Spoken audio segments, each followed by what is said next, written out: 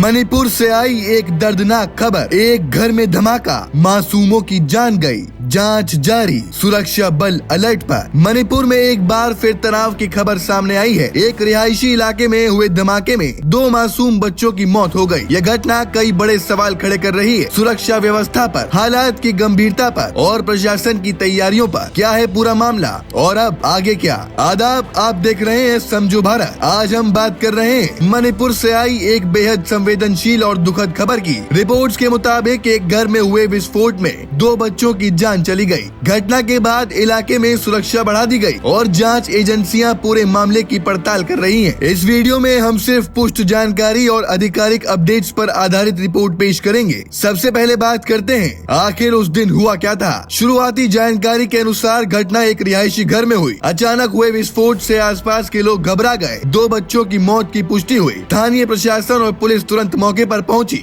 घायलों को अस्पताल ले जाया गया। ध्यान दें, घटना के कारणों को लेकर अभी जांच जारी है और आधिकारिक पुष्टि का इंतजार है। और अब बात सुरक्षा बल और जांच की। घटना के बाद सेंट्रल रिजर्व पुलिस फोर्स यानी CRPF और अन्य सुरक्षा एजेंसियों को अलर्ट पर रखा गया है। इलाके में तलाशी अभियान, सुरक्षा बढ़ाई गई, संदिग्ध गतिविधियों पर नजर। अधिकारियों का कहना है कि स्थिति को नियंत्रण में रखने की कोशिश जारी है। और अब बात राजनीतिक प्रतिक्रिया की। इस घटना पर राजनीतिक प्रतिक्रियाएं भी सामने आई हैं। राहुल गांधी ने सरकार पर सवाल उठाए और कहा कि लोगों की सुरक्षा सबसे पहली प्राथमिकता होनी चाहिए। वहीं केंद्र सरकार की ओर से स्थिति पर नजर बनाए रखने और जरूरी कदम उठाने की बात कही गई है। नरेंद्र मोदी सरकार की ओर से सुरक्षा एजेंसियों को सतर्क रहने के निर्देश दिए गए। यहाँ ध्यान देना जरूरी है, ये सभी बयान राजनीतिक प्रतिक्रियाएं हैं। अंतिम निष्कर्ष जांच के बाद ही सामने आएगा। बात अगर मणिपुर की स्थिति की जाए, मणिपुर पिछले कुछ समय से संवेदनशील बना हुआ है। बीच बीच में तनाव, सुरक्षा चुनौतियां और प्रशासनिक सतर्कता देखने को मिलती रही है। ऐसे में ये घटना एक बार फिर सुरक्षा व्यवस्था पर सवाल खड़े करती है। क्या ये एक दुर्घटना थी या साजिश? क्या सुरक्षा व्यवस्था पर्याप्त है?